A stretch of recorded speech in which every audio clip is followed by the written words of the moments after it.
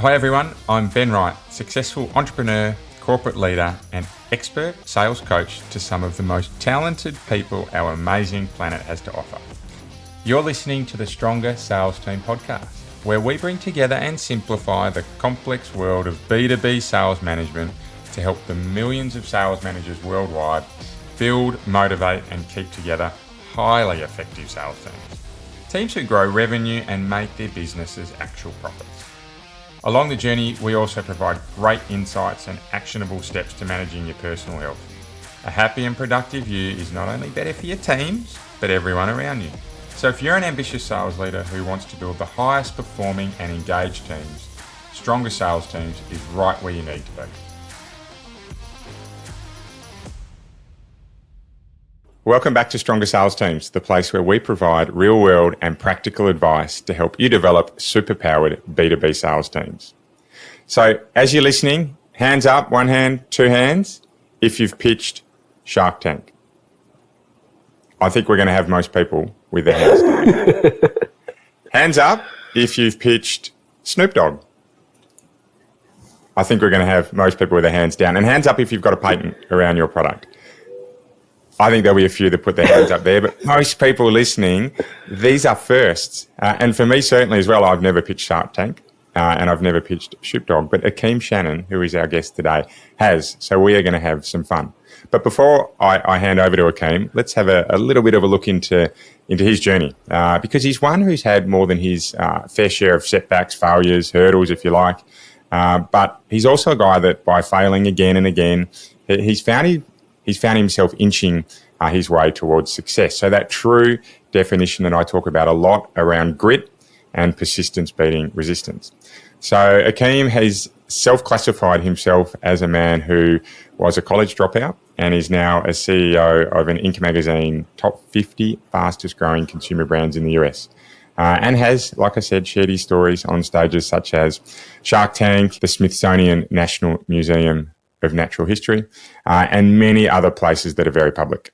But what I really like is that through his journey, he's had to navigate mental health, management, motivation, marketing, and a whole lot of challenges that a lot of business owners do, but certainly in his fair share.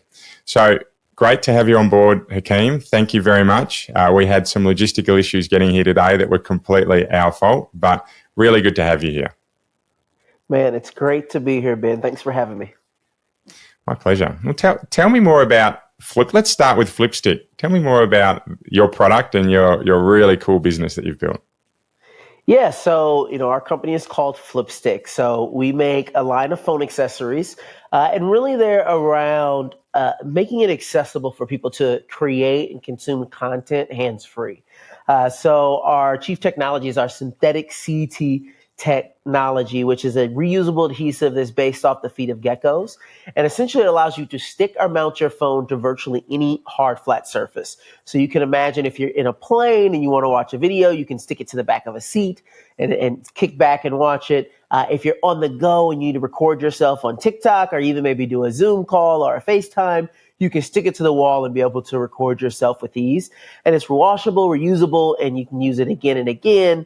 And then they have a couple other features in there for some power users as well, too. But we like to say that we want to empower the creator within you. So whatever that means for you, whether you're a content creator or you're just a mom who's trying to get a family photo on vacation, we try to make devices for you.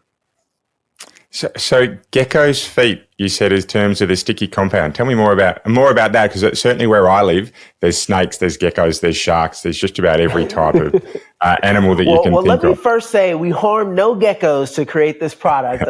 One time I had a little girl, she's probably about 7 years old, starts crying because she thought we literally were putting gecko's feet on the back of our product. No, so this actually all started 6 or 7 years ago. I was on a phone call with my uncle, who's an engineer at NASA, and he was telling me about a project he was working on for the Space Launch System and how he was going to use this adhesive that NASA had invented in the 70s that was based off of gecko's feet. It's called synthetic CT, and it essentially mimics the microscopic hairs on the bottom of a gecko's foot. Using different materials. You can use carbon, you can use plastics, all kinds of stuff. And so as he was telling me about this adhesive, I had recently quit my job and I was on my own. I was at the time I was doing marketing, wasn't really in love with doing marketing for people as a consultant. And I had recently mounted my TV on the wall, and I couldn't get this thought out of my head that if I had this special adhesive, it could have saved me a lot of time and energy, mounting this TV to the wall. And so in most times in my life, probably, we all have those thoughts where you have an idea and, you think of it for a little while. You're like, oh, that'd be cool. And then it kind of just goes, in one ear, out the other. But at this time in my life, I had recently read a book called The Alchemist, which is about a boy who goes on this journey to find this treasure, international best-selling book. And this book put me in this mindset to say, hey, your treasure is out there. And if you follow the omens and the signs from the universe, you'll find your treasure. And I just felt like this synthetic CT adhesive was a sign. And I started doing research and seeing MIT and all these different universities had done research. And eventually I made a prototype out of literally double-sided tape and cardstock, made a video, sent it off to some manufacturers in China, and I was off to the races. And that's kind of where the idea was born. It is so common for people that I meet with, and I work with a huge number of salespeople, sales teams, entrepreneurs, but to hear them having that moment in time where they realized they had an idea and they wanted to bring it to life, and it became a real pivotal moment for them in their life where they actually changed everything. I've certainly been in that path or along that journey for me in the businesses that I've had, but I love speaking to people who have also had that moment in time, because what has ended up as a result is that they've really doubled down into what they do and become experts at it.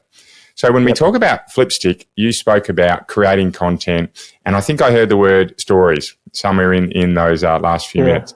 That's what we want to talk about today.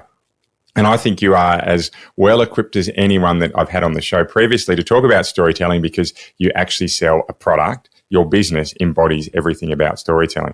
So tell me, please, for you, what does storytelling mean to you, and how did it help you with Shark Tank, with Snoop, with all those other type of big pitches that you've had to make? Yeah, I think a lot of times when we think about sales, right, we're always thinking about, okay, well, let me talk about the features. Let me talk about the problems that it's going to solve for people. And sometimes we get so caught up in the technical aspects of why something is meant for someone that we forget the human connection there. And the human connection is the story behind the products, that is really just about, okay, well, what happens in someone's life when this variable changes? And I think for me, I didn't, prior to starting Flipstick, I had been in sales. I was actually the top sales rep at 2 Fortune 500 companies. So I had always been good at sales, but I didn't know why. I just came natural to me. I like talking to people. So it always kind of just worked out in my favor. But when I started at Flipstick, the first thing that I went out to do to sell the product is I had a kiosk at our local mall. And I would stop every person that I saw and say, hey, have you heard of Flipstick? Because I knew they hadn't heard of Flipstick, right? So I knew it was an easy one to get. And then I'll present to ask them stories about their lives. What do you do? Do you have kids? You go on vacation? Do you watch videos? Do you use your phone to watch videos? And they start telling about their lives, and I start telling them about what that story of their life would look like with the Flipstick. Remember last Christmas when you wanted everyone in the photo, but grandma wasn't in the photo because she was taking the photo? Well, now that won't happen anymore. Now the story's going to be different. And I was able to sell Flipsticks one-to-one. And I thought at the time, I'm telling people a story about how their life will be different with the product, and that's why they're buying the product. But what I didn't realize was that wasn't the only story that they were buying into. Because, see, they were also buying into my story, because they were seeing, here's this kid stopping me in the mall. It's Christmas. I'm just trying to get my shopping done. But he's really trying to go and do something. He has a pretty cool idea. And so, I'm buying this because I think it may work for me. But I'm also buying this because I want to be a part of his story. And I want to see where his story goes. And when I first started Flipstick, I didn't realize the power of that story, which I like to call, what is your founding story? Why did you get started doing whatever it is that you're doing? But But that is a very powerful story. And I remember the first time I applied to be on Shark Tank, 40,000 people apply to get on the US version of Shark Tank every year. And out of 40,000, only 120 people get on the show each year. And so I applied. I wasn't even a year into my business. I got down past 40,000, down past 10,000, 1,000. It was the final 250 people. And I just knew, I'm like, I'm getting on the show. It's going to happen. I'm in here. And they called me up and they said, Akeem, you're not going to be on the show. We decided to go in another direction. And I was devastated. It really hurt me. And I didn't know why. I thought the product was great. I thought it was fun. But what I didn't realize then that I would realize later when I would actually get on the show is that there was no story there. I was just telling them, here's the product, here's the product, here's the product. But people invest in people and they invest in a story. And so when I was able to come back the next year, well, now there was a totally different story. It wasn't just that, hey, here's a product that allows you to stick your phone to surfaces. Now it was, here's a kid who tried to get on Shark Tank, didn't make it onto the show, then convinced Sean Diddy Combs via a rap pitch to invest into his business and buy product. Then he invited him to LA. Then he convinced Snoop Dogg to be part of the product. And Snoop Dogg called Shark Tank and was like, you got to get this kid on Shark Tank. And now here this kid comes with this great product, but he went through all these hoops in order to get right back here. That's a great story. And that's a story we want to be a part of, that we want to help propel forward into the stratosphere. And so once I started to realize, like, wow, like, yes, there's the story of the product and what it can do in someone's life, but there's also the story of why I'm here. And some people may buy it because of the product, but some people may buy it because of me. And because of what they see that I'm doing. And that was like the first time I realized the power of that story. It wouldn't be the last, and it wouldn't be even the most profound story, but it really went to show me that human connection that you create with people is far more important than any set of features that are out there. And that's why when you see Apple, advertise their products, it's never about, oh, here's the battery life, and here's how loud it is, and here's how large the screen is, and here's the pixel density of the screen. They're not talking about that, right? They tell you the story about how a man was hiking in the mountains, and he lost signal for his phone. He was in another country. He had no signal, and he had a little bit of battery life left. And then he remembered his iPhone had a feature called SOS that could connect directly to the satellites. And he makes a phone call, and that phone saves his life. 99.99% of people never going to be in that situation.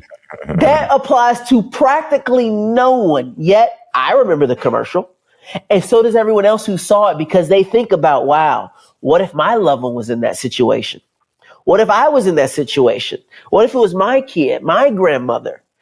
I'd want them to have this phone. And Apple knows that, and they're a master at storytelling. And they really showed me the piece that I was missing in the beginning when I first started telling stories to make sales for Flipstick. It was always about why we got started, why I did it. Here's my journey. But the real powerful moment that came out for us is when we started using those customer stories, because then people really connected because they saw themselves in other customers. So powerful, the art of storytelling. I talk a lot about presence with salespeople. So that's having presence in front of the customer. You can be the best technical, most diligent, most convincing person on this planet. But if you don't connect with the other side of the table or the phone or the video call or the other side of the world, as we're doing now, then these salespeople, they don't cut through. And when you don't cut through and build that relationship, you don't actually generate sales. A common response that I get, a really common response around storytelling is Ben, I just don't have it. And we take you, for example, you present well, you've got a great personal story, you've got the hair, you've got the confidence, you've got everything about you to get in front of someone and say, here's my story, listen up. And quite commonly I'll get the response that says, I just don't have that in my persona. I'm just not likable like Akeem or whoever it may be. And to an extent, I understand that. But I look at it more that they haven't trained themselves to become really good at stories. It's like riding a bike. No one knew how to ride a bike when you first started that. No one knew how to sell a product. No one knew how to write. No one knew how to talk. No one knew a lot of things in this world. So when you're working with your team members around stories, what do you do to help them become better at telling stories and engaging with people? Yeah. I often like to equate it to a movie trailer. I'm like, everyone knows, we've seen movie trailers. The trailer's incredible. We go see the movie, it's terrible. Okay. But why? Why are trailers great? Why do trailers make almost every movie seem incredible? It's like you have to take all of the excitement and the sadness and the fast-paced moments and the slow-paced moments and the love and the joy and the hurt and the pain, and you got to pack it all into 2 minutes, 2 hours worth of story, tell it in 2 minutes. And I think that when you do that, when you take all that content and you put it in something really tight, a really small package, it's very hard not to tell a good story. It's very, very difficult. And I think that if more people looked at their case studies as story studies, where instead of it being, hey, let me tell you how we went in, then this person did this, and this is how it changed. If instead you wipe that off and you just started talking about who are these people whose lives were changed because their chance encounter with you and the product or service that you sell and how it was different, to me, it becomes a lot easier to tell that story. And I'll give you a quick example. I was running a sales, not even a sales training. It was a pitch training. And this gentleman had a product, and this product was an innovation for doctors and nurses for stethoscopes. And, he starts talking about the stethoscope, and it's technical and it has all these features, and it's better and it's more compact. You can take it places. And he goes through this whole thing, and the audience is there, and I'm like, okay, that's cool. And I said, why did you create this stethoscope? And the first thing out of his mouth, he's like, well, my colleague almost died because she got strangled by a regular stethoscope. The whole crowd went, what? And I was like, wait a minute, where was that story? That's what I want to hear about, because I had no idea that the doctors are getting strangled by stethoscopes. And you just told me you created this after that happened. If you start off telling me anything about this product, I'm not a doctor, I could care less about this product. But if you start off telling me the story of what it was like, turned out he was an ER nurse. He's an emergency nurse. And I was like, if you tell me what it was like in that emergency room that night when that moment happened, and the way you felt in that moment when you saw your colleague almost lose their life from a tool that's supposed to save people's life, and how that inspired you to create a product. Now it doesn't matter what I know or what I do. I believe in that product already just because of the story you told me of how you came to the concept of it. Mm-hmm. And so here you have a guy, right, who not a storyteller, right? He's in the medical field. It's really not what he does. But I'm like, just because you're not a storyteller doesn't mean you don't have stories to tell.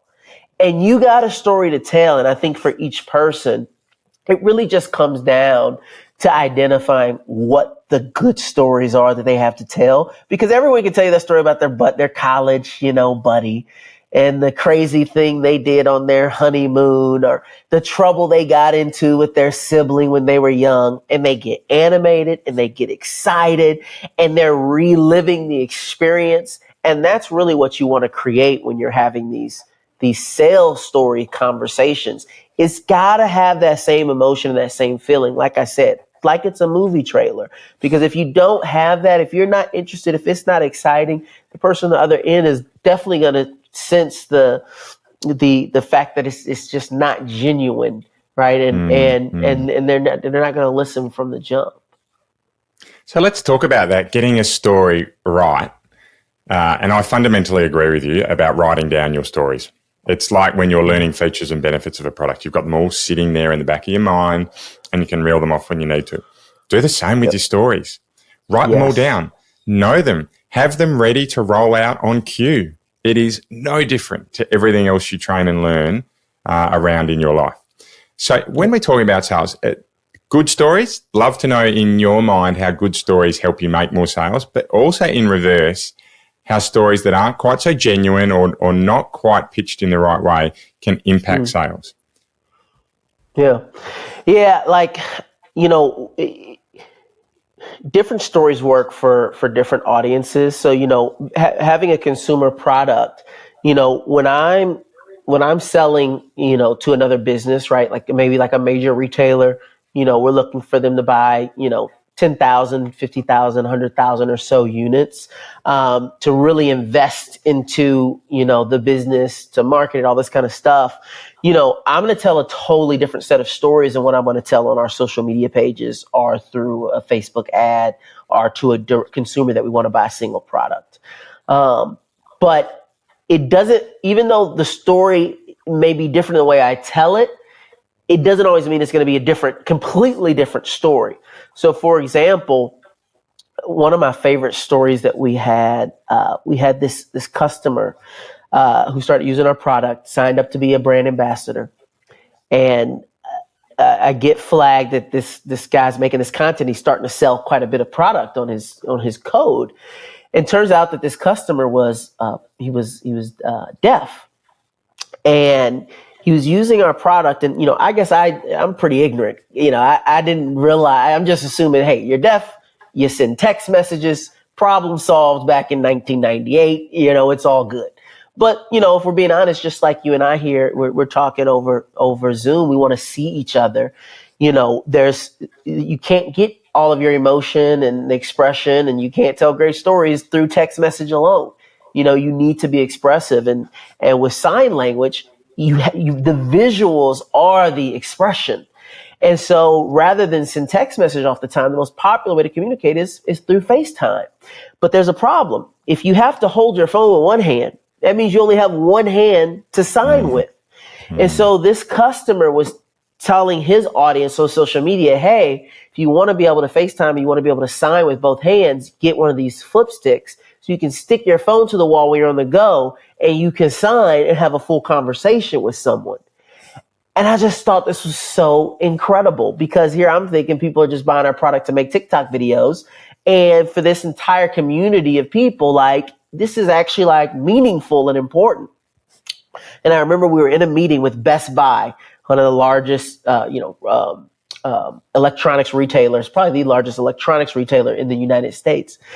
And I'm telling them this story of this customer, you know, who is deaf. This is a tiny portion of their customer base, right? But I'm like, think about what I told them was like, think about if we did this for one set of customers. Think about all the sets of customers that come into your stores, and the set of customers, more importantly, that aren't coming into your stores, and what our product can bring to them that you don't have today, because we're coming from a space of creativity and a space of inclusivity, and a space for people who are younger and are thinking differently from the average customer that's walking in your store.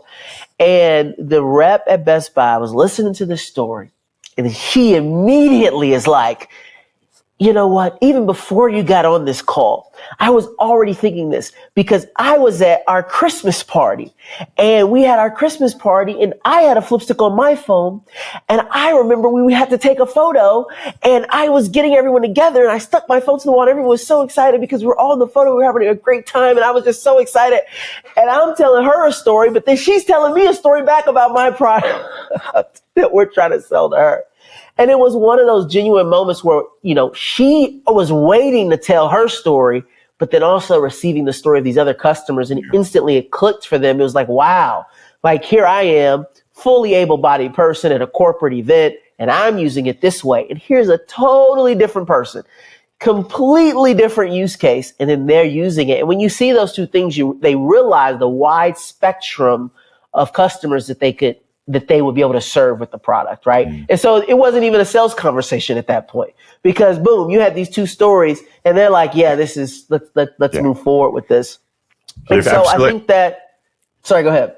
I think you've absolutely nailed it. When you get storytelling right, There's no need for a Yeah. negotiation. There's no need for a pitch. Decisions are made on stories, and then facts are used to support that decision, rather than decisions being made around facts and trying to find a good business sense or a business point to range a product or to embrace a brand or a service. So if you, Akeem, had to, before we let you go, if you, Akeem, today had to give your top 3 tips on storytelling, and you could only give 3, of the best, meatiest, most impactful tips, what would they be around stories?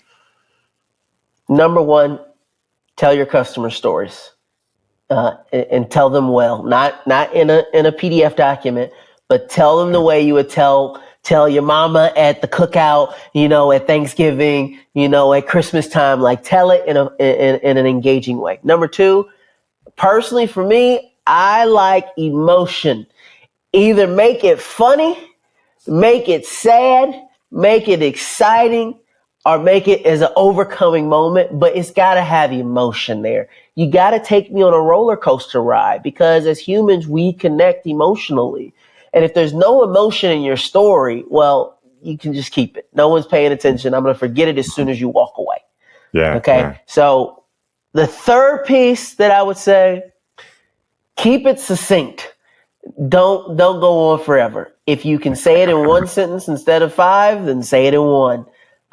But get your point across quickly, because the more you can condense it, the more powerful it becomes. So we've got practice telling stories. I love it. What you practice at, you get better at. Be real and genuine. Let that emotion come out. And the last one is make it concise. Say what you got to say. Get off the stage. Hand over to someone else. It's their turn to speak, right? But the shorter that story, the easier they are to hear. Fantastic. Thank you, Akeem. I really enjoyed today. I enjoyed listening to your stories. And I think that, above everything else, is a really compelling reason that we should be investing time with our teams and ourselves into telling stories. So please, everyone, check out Flipstick. Akeem, I'm going to be a customer. I do create a lot of content. I have beautiful property here where I'm always outside, so I'm going to find a way to use it. Thank you. But please, check out Flipstick. Where else, Akeem, can people learn more about you? Yeah, if people are interested in, learning more about story selling, coming up some of the methodologies that I came up with over the years, they can connect with me directly through my personal social media, which is at Akeem Shannon. That's AKEEM Shannon, as well as AkeemShannon.com. Awesome. Thank you, Akeem. Been a great session. For everyone listening, keep living in a world of possibility, and you'll be amazed by what you can achieve.